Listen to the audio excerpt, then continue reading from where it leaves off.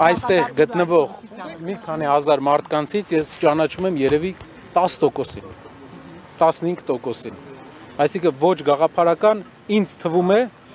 վերջի ժամանակն է մենք չլսեցինք որևէ գաղափարական արգումենտ իրենց կողմից։ Իրենք մենակ ինչ որ մարդկանց անվանարկելու ակցիաներ են անում, բայց որևէ ծրագրային առաջարկ, որևէ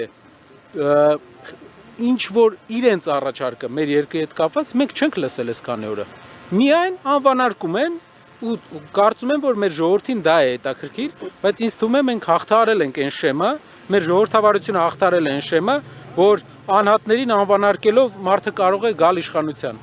Ասեք միջազգային փորձագետի ինչ ասում, ասես այնքան ենք հարձակվելու Հայաստանի վրա, մինչև Սամվել Կարապետյանը ազատ արձակվի։ Ինքը դες այդ քննարկել է, թե ինքը իր ձևով է հարձակվել։ Շարունակությունը նա ասեց, վիդեոն կտրել էին, նա շարունակությունը ասեց, որ Նիկոլ Փաշինյանի որոշումների վրա, ինչքան ես հիշում եմ, որ ամբողջ աշխարհը իմանա, դրանից տանը նշեց, որ գրոհելու են հիմա Հայաստանի վրա ոչ ոք չի կարա գրոհի, գրոհելու միայն հավասարակշռել է պետք, միայն հավասարակշռել է պետք։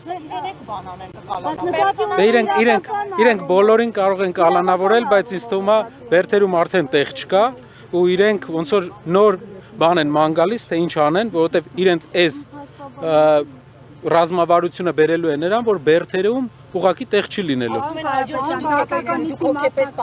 Հա, խնդիր չկա։ Հա, մի քանի անգամ ասել եմ, որ խնդիր չկա։ Պարոն Կարապետյան, ձեզ անընդհատ սպառնում են իշխող ուժը, որ պետության համը բերանները տա մնալու։ Վախենում եք այդ արտահայտությունից ու ինչ եք սպասում։ Պետության համը շատ քաղցր է։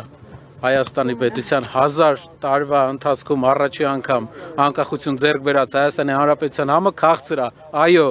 մեր բերանը կմնա։ Պարոն Կարապետյան, հանրահավաքից, եթե ենթադրվող հավաքից հետո,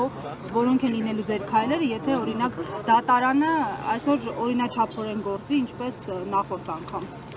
Հանրահավաքից հետո Ձեր քայլերը որոնք են այսօր։ Լինելու է մեծ հանրահավաք եւ մեծ քայլեր, որպեսզի բոլորը տեսնեն, որ այս գործելավոճով իրենք չեն կարողանա խոսակցական ասած ամեն անգամ ինչ որ մեկին ձերբակալեն, կալանավորեն, ալիքը վերցնեն իրենց վրա, հետո ժամանակի մեջ հանգի ալիքը։ Ալիքը չի հանգում, ալիքը ավելանում է, անարդարության զգացողությունը ավելանում է։ Մի բան էլ ասեմ, մենք որ այցելում ենք գյուղերը, իրենք մարդիկ են ուղարկում, շատ գյուղերում կա, որ մարդկանց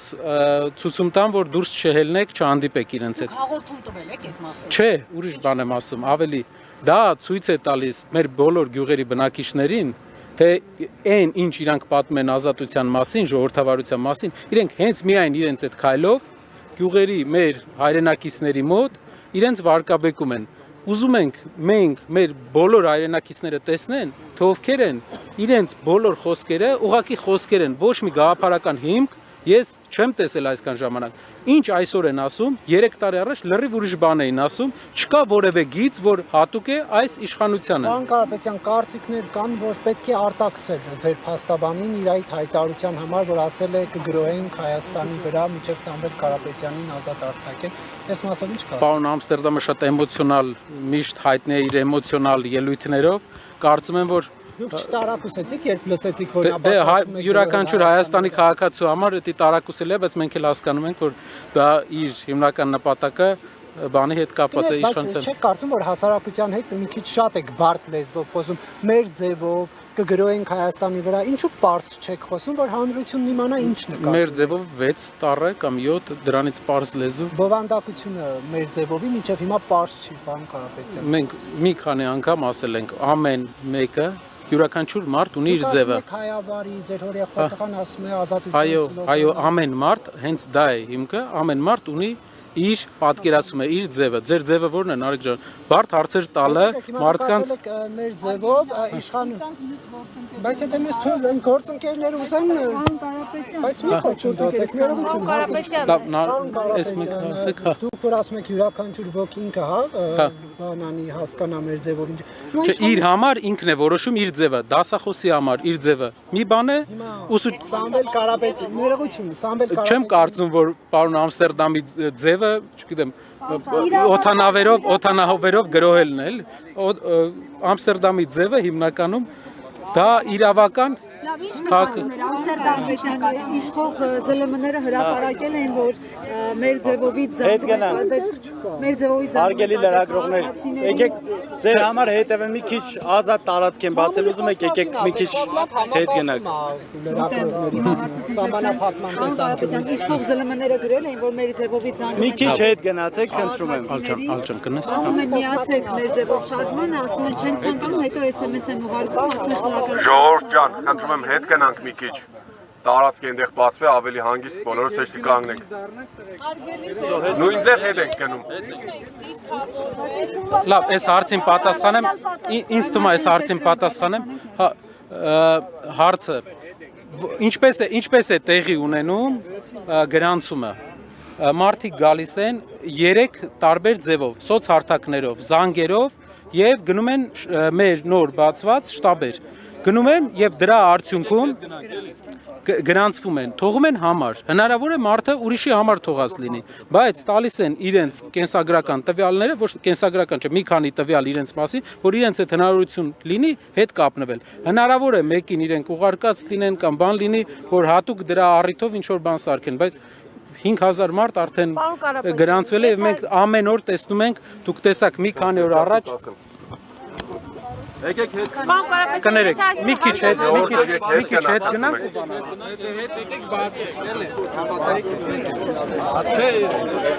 Ժողովուրդ հետ գնացեք։ մեկը կամերայի հետ Ինքը մնա գործը։ Հա, դրա համար մի քիչ հետ գնացեք, մենք բեր ենք իրան, էլի։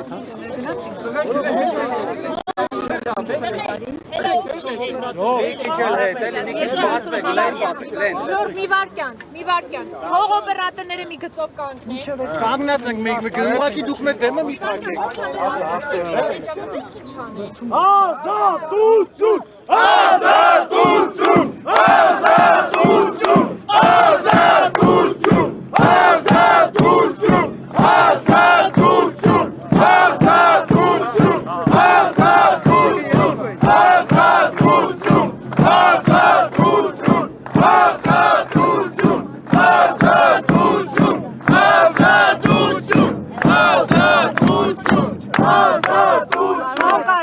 Ազատության ակնկալիք երբ եք սպասում, երբ կլինի ըստ ձեզ, որ դեպքում, որովհետև ասում են նախընտրական շրջան է եւ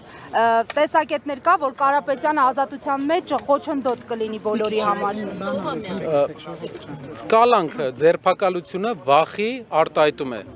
Իրենք վախենում են, եթե տենց վստահ են իրենց վրա, ել եմ ուզում ասեմ, թող ազատ արձակեն Սամվել Կարապետյանին եւ տեսնենք, թե ով ուր է հասնում, ով ուր է հաղթում։ Պարոն Կարապետյան, այս ընթացքում 7 տարի է Փաշինյանի իշխանությանը եւ այս 7 տարվա ընթացքում հայ հասարակությունը տեսել է պատերազմ, բռնի տեղահանում, տավուշի, ստալասների հանձնում։ Ինչու միայն այս քրեական հետապնդումից հետո որոշեցիք ակտիվանալ եւ այսպես ասած փրկել Հայաստանը։ Ինչու դա չփորձեցիք անել 1 տարի առաջ, 2 տարի առաջ, երբ այսպես բանտերը քաղբանտարկյալներով է լցված, տավուշի, ստալասներն էին հանձնվում։ Չէ՞ մտահոգում ձեզ Հայաստանի ճակատագիրը։ Շատ լավ։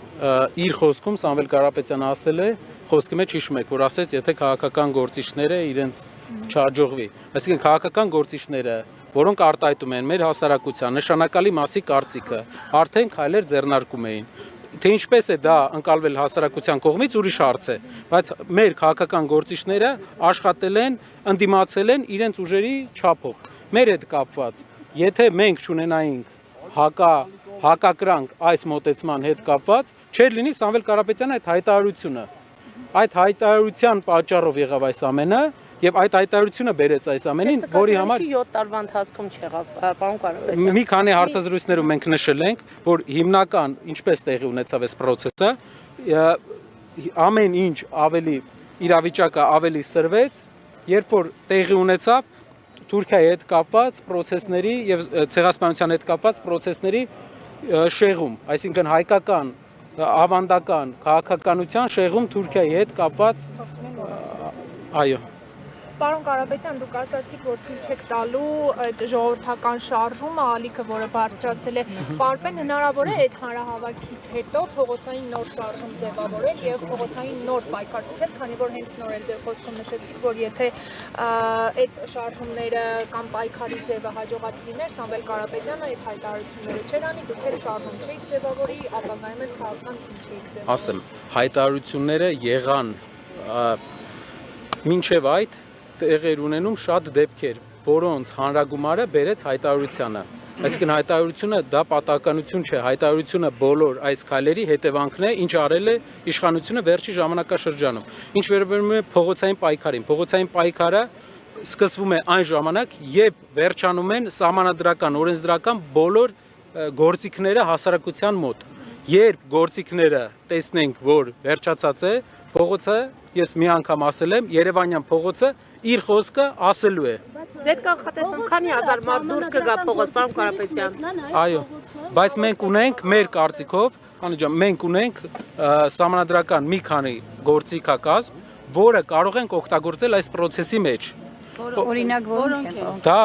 ընտրական process-ն է, ընտրական process-ները, եթե ազատ ընտրություններ են լինում, մենք տեսնում ենք, որ մեր հասարակության մեջ կա մեծ բողոք։ Դուք կարող եք հեշտ տեսնել դա, բոլորդ էլ հասկանում եք, որ իրադրությունը հիմա ու իրադրությունը 5 տարի առաջ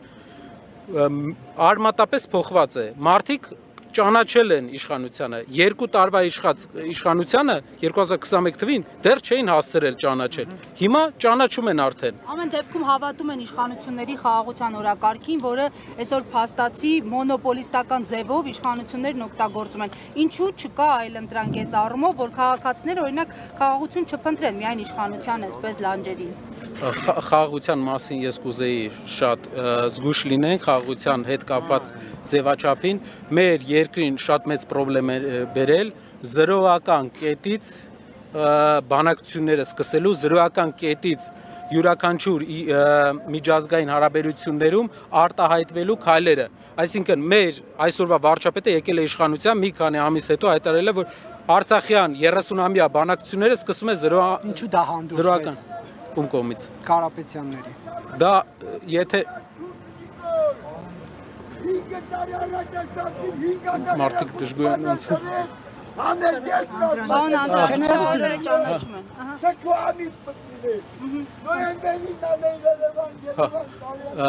Դուք հիշում եք, որ 2020 թվականին պատերազմից հետո Սամվել Կարապետյանը հանդես եկավ հայտարարությամբ, որ իշխանությունները պետք է հրաժարական տան եւ լինի նոր ընտրություն։ Իշխանությունները հրաժարական տվեցին եւ եղավ նոր ընտրություն։ Չէ, ներողություն, ես այլ բան հարցրեցի, որ Նիկոլ Փաշինյանը դեռ պատերազմը չէր սկսվել եւ ասաց, որ իմ սեփական կետից եմ սկսում, խորհրդարանում հայտարարեց։ Ինչու այդ ժամանակ այդ վտանգների մասին չբարձրաձայնվեց։ Բանակցային process-ների նյուանսներից տեղյակ է միշտ երկրի ղեկավարությունը եւ 2-3 հոգի։ Ինչ նյուանսներ կան այդ բանակցությունների մեջ, դա պարզ կլինի միայն երկրի ղեկավարին եւ 2-3 հոգու։ Մենք չէինք կարող արտահայտել կարծիք, ունենալով կարծիք չէինք կարող մինչեւ նյուանսներին չծանոթանանք, բայց ես կուզեմ ուրիշ բան էլ ասել։ Ծանոթացել եք։ Մենք ծանոթացել ենք պատերազմի առաջի օրերից։ Մի հատ եմ ուզում հիշեցնեմ, գիտեմ, որ իշխանական մի քանի падգամավոր հատուկ post են արել ու գրել են այն մասին, որ Սամվել Կարապետյանը պատերազմի սկսվելու 3-րդ օրը կոչ է անում երկու կողմերին, այո, հարգելի հայրենակիցներ, շատ կարևոր է, որ մենք հասկանանք, որ այդ ժամանակ բանակցությունների սեղանին դրված էր պայմանավորվածության, կար հնարավորություն պայմանավորվածության, եւ պայմանավորվածության հնարավորության գնդակը մեր խաղադաշտում էր, Հայաստանը պետք է որոշեր, գնում է այդ պայմանին, թե ոչ, պահում է Հադրութը, պահում է Լաչինն ու Քարվաճառը, թե ոչ, այսինքն գործերը լավ չէին, նա տեղյակ էր, որ գործերը լավ չէին եւ շատ կարեւոր է, որ այդ հայտարարության հիմնական նպատակը մեր հայրենական, մեր հայրենիքի իշխող ուժն էր, որ գնար բանակցային process-ին եւ աներ այն քայլը, որը կփրկեր 3000 այդ ժամանակ մենք ունեինք 600 զոհ իմ հիշելով 3000 երիտասարդի կյանք։ Դա էր Սամվել Կարապետյանը, ուզում եմ ասեմ պետական գործին հատուկ, բարդ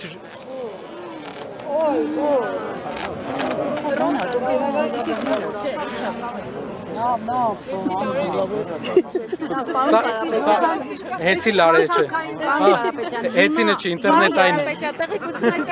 Հիմա եթե կատողներին արգելել են, սպառնացել են, որ կան մասնակցեն հավաքին, ձեզ նման ահազանգեր եղել են։ Ասեմ, իրենք կարծում են, թե հազարավոր մարդիկ, որ գալիս են, հեցի աշխատողներն են։ Նախորդ անգամ էլ իրենք մտածում էին, որ բազմահազար Մեր ձևով! Մեր ձևով! Մեր ձևով! Մեր ձևով! Մեր ձևով! Մեր ձևով! Մեր ձևով! Իրենց Մեր ձևով! խոսքի ազատ։ Մեր ձևով! Մեր ձևով! Մեր ձևով! Պարոն Կարապետյան, երբ որ Ալեն Սիմոնյանին հարցրեցին մեր ձևովը ձեզ մրցակից է թե չէ, վախենում եք թե չէ, ասաց նման քաղաքական ուժ չկա, Պոնտենանում Բերդում հայտնվելով ուզում են քաղաքական ապաստան ստանան ազգային ժողովում, այդպես է թե չէ, եւ դուք հարցում արել եք մեր ձևովը քանի տոկոս է այս պահին, քանի տոկոս ձայների տիրապետում։ Եթե չեն անհանգստանում, մենք թող իրենք չվախենան Սամվել Կարապետյանից, եթե չեն վախենում Սամվել Կարապետյանից, թող ազատության մեջ լինի նա, մի շաբաթ հետո մենք տեսնենք ինչ իրավիճակ է Հայաստանի ներքաղաքական ընդհանուր դաշտում եւ ինչ իրավիճակ է մեր հասարակության մեջ։ Եթե իրենք չեն վախենում 37 վայրկյանանոց հարցազրույցի հոդվածով 6 ամիս մարդուն պահել կալանքի տակ, ինձ թվում է դա հաստատ ինքնավստահության ցուցիչ չէ, այլ մի քիչ ուրիշ բանի ցուցիչ է։ Հիմա Պարոն մեղադրանք ձայների հետ կապված։ Ամեն շաբաթ կարող են մեղադրանք լրացնեն, հետո այդ մեղադրանքը մերժվի, ցույց տրվի դրա սին լինելը եւ իրենք փորձեն ինչ-որ ձև երկարացնեն։ Դուք պատկերացնում եք 3 ամիս, 4 ամիս մարդիկ մենք ունենալով տասնյակ հարյուրավոր ընկերություններ Հայաստանում գործ չեն կարող գտնեն։ Սա ցույց չի տալիս նախ, որ մենք աշխատել ենք ճիշտ օրենքի սահմաններում, ինչքան հնարավոր է Հայաստանի իրականության մեջ, եւ երկրորդը թիմի պրոֆեսիոնալիզմը, այն թիմի, որը հավակնում է աշխատանքներ կատարել ի բարօրություն, որ մեր հայրենիքի։ Պարոն Կարապետյան, դուք բացառում եք Սրան լրացնեմ ուղղակի Նարեկ ջան կներես։ Պարոն Կարապետյան, տեսեք, փողերի լվացում, հարկեր տուրքեր չմուծել, իշխանության զավթման կոչ եւ այլն, այսպես որ գնա կարող է Սամվել Կարապետյանին նաեւ պատերազմի մեջ մեղադրեն, պատերազմ սկսելու մեջ։ Աշխարհի բոլոր անտրամաբանական մեղադրանքների մեջ պրոֆեսիոնալ դարձած ուժը, որը ինդուստրիալ մասշտաբի է դա հանել, հնարավոր շատ բան անի, բայց մեր հասարակությունը արդեն իմունիտետ ունի ստերի եւ ստերի տարբեր ֆորմաների հանդեպ։ Ազատեցին, ինչ է կանելու։ 1 տարի չազատեցին, մինչև ընտրություններ ազատ չարձակվեց։ Ինչ է կանելու, որն է ձեր գործողությունները։ Իրենք տեսնելու են հասարակության աճող բողոքը, որը այսօր էլ կա։ Մեր գիտեք ինչներ իրանց հաշվարկը։ Որն է։ Որ կգնանք Ռուսաստան, բայց իրենք մի բան հաշվի չեն առել, որ մենք այստեղ Սամվել Կարապետյանը մինչև իմ տարիքը Հայաստան է ապրել, մենք բոլորս 200 տարի մեր տունը նույն վայրում է, ինչ որ 200 տարի առաջ, ու նույն տեղն ենք ապրում ես 200 տարի, մեր ընտանիքը։ Այսինքն ու բացի դրանից ոչ, Լեռնավիթ գյուղի մեր տունը, որտեղ հիմա բնակվում են մեր մեծերը։ Պարոն Կարապետյան, Ամստերդամի խոսքերի մեջ շարունակեմ, կարևոր բան կար։ Հա, իրենց հաշվարկը ուղղակի, որ բոլոր մարդիկ, ովքեր ունեն ֆինանսներ, սիրում են կոմֆորտ, բայց իրենք չեն հասկանում մարդկանց գաղափարականությունը։ Եվ հիմա ամեն օր իրենք զգալու են այդ գաղափարականությունը մարդկանց ու զգալու են, որ չի ստացվում ոնց որ մարդու վրա ճնշում գործադրել, որովհետև արդեն իրենց մոտ դեֆորմացիա կա բոլոր մարդկանց կարծիքները ջարդելու կալանքի միջոցով մասնագիտական դեֆորմացիա են ենթարկվել, իսկ դրա ճանապարհը վերջում բռնապետությունն է։ Իհարկե դուք բացառում եք, որ տաշիր ընկերությունների խմբում ընդհանրապես կոռուպցիոն որևէ ռիսկ չկա եւ այս ուսումնասիրությունները ցույց են տալու, որ իշխանությունների մեղադրանքները իրավապահ համակարգի մեղադրանքները սին են։ Նայեք, կոռուպցիոն ասելով, Նայեք ջան, դուք ի նկատի ունեք, եթե ընկերության մեջ կա կոռուպցիոն ինչ որ խնդրեմ, դա մեր հանդեպ է, մենք ենք տուժողը։ Իրենք հաշվի չեն առնում, որ երբ որ ստուգում են այն ընկերությունները, որոնք մեր են, որ մենք ենք սեփականատերը, եթե կոռուպցիոն պրոբլեմները չլինեն, մեր շահույթը կավելանա։ Տրամաբանական իրենք միշտ ստուգել են պետական հիմնարկներ, մասնավորի ստուգման առաջի մեծ փորձն է իրենց մոտ։ Պարտավորությունները կատարելիս փողեր լվանալ, այդտեղ սեփականատերը եւս կարող է մասնակցել։ Այսպես ասեմ, բացառելը կարող է լինել Հայաստանում կա հարկային օրենսգրքում երկակիության խնդրեմ։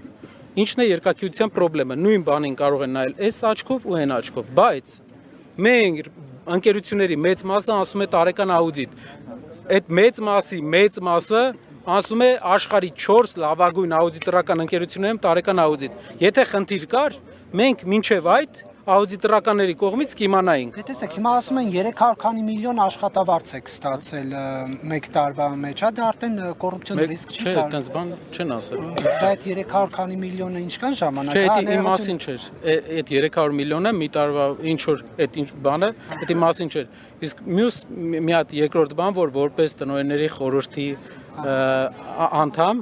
ոչ թե նախագահ, որովհետև երբ որ եղել եմ նախագահ, հրաժարվել եմ աշխատավարձից, իսկ երբ որ եղել եմ, այսինքն մնացել է հեծում այդ գումարը։ Հա։ Պարոն Կարապետյան, ամեն իսկ երբ որ եղել եմ անդամ, այդ աշխատավարձը փոխանցել ենք մեր բարեգործականին, բայց էլի եմ ուզում ասեմ։ Բայց էդ էլ է մեր գրպանը, այո, Անի ջան, բայց հաշվի առեք, որ հեծնել, դա տնօրենների խորհրդին վճարում է իր սեփական միջոցներից, այսինքն հեծի սեփականատիրոջ միջոցներից։ Սա ամբողջ աշխարհի վիճակում պարոն Կարապետյան, այդքան բարձր աշխատավարձ ստանաք։ Նարեկ ջան, աշխատավարձը վճարվում է բարեգործական հիմնադրամին, փոխանցում էր, բայց կարևոր բան ասեմ, տխուր վիճակի հետ կապված։ Ներդրումային մեր սակագնայինի թույլ տված մաքսիմալ ներդրումները մենք արել ենք։ Էֆեկտիվության խնդիր եղել է, իհարկե եղել է։ Դրա համար ես 6 ամիս առաջ նշանակվել եմ Հեծի տնօրենների խորհրդի նախագահ, որ այդ էֆեկտիվության հարցը լուծենք։ 6 ամսվա ընթացքում անջատումների քանակը ՀՑԿ-ի տվյալներով 25% իջել էր։ Իդեպ Նիկոլ Փաշինյանը Հեծի հետ կապված երկու սցենար է հայտարարել։ Բայց լավ ցուցանիշ է թե վատ։ Պետք է ուսումնասիրեմ, որ ասեմ, ներողություն էլի։ Պարոն Կարապետյան, Նիկոլ Փաշինյանը Հեծի հետ կապված երկու սցենար է ներկայացրել։ Նշում է, որ կամ դա պետք է պետականացվի, կամ պետականացվի եւ տրվի էներգետիկ ոլորտի կառավարչի, դեռ գիտենք, որ վարույթ է ընթանում եւ վարչապետը նման հայտարարություն է անում։ Դուք սա ինչպես եք մեկնաբանում, օրինակ հանձնաժողովի նախագահն ասում է, որ ոչ բնավ վարչապետի այս հայտարարությունը մեզ համար ուղղորդում չէ, դուք այդպես կարծում եք։ Երկու բան, առաջինը դուք հիշում եք, որ Նոբելյան մրցանակ ստացած այս տարվա 24 թվականի, այսինքն նախորդ տարվա Նոբելյան մրցանակակիրը տնտեսագիտության գծով հայտարարեց մեր շարժման հաշվետու ժողովի ժամանակ, որ ազգայնացումը էներգետիկ ակտիվների սեփականաշնորհման դեմ քայլերը վատ ազդեցություն են ունենալու երկրի տնտեսական մրցակցայնության վրա։ Այսինքն, այո, Moody's-ը հենց իրենք սկսեցին դրա մասին խոսել, Moody's-ի վարկանիշով հեծը իջավ։ Իդեպ եւս մեկ անգամ ուզում եմ հիշեցնել, հեծը մենք գնել ենք այն ժամանակ, երբ ուներ մինուս իմ հիշելով 30-40 միլիոն դոլար մինուս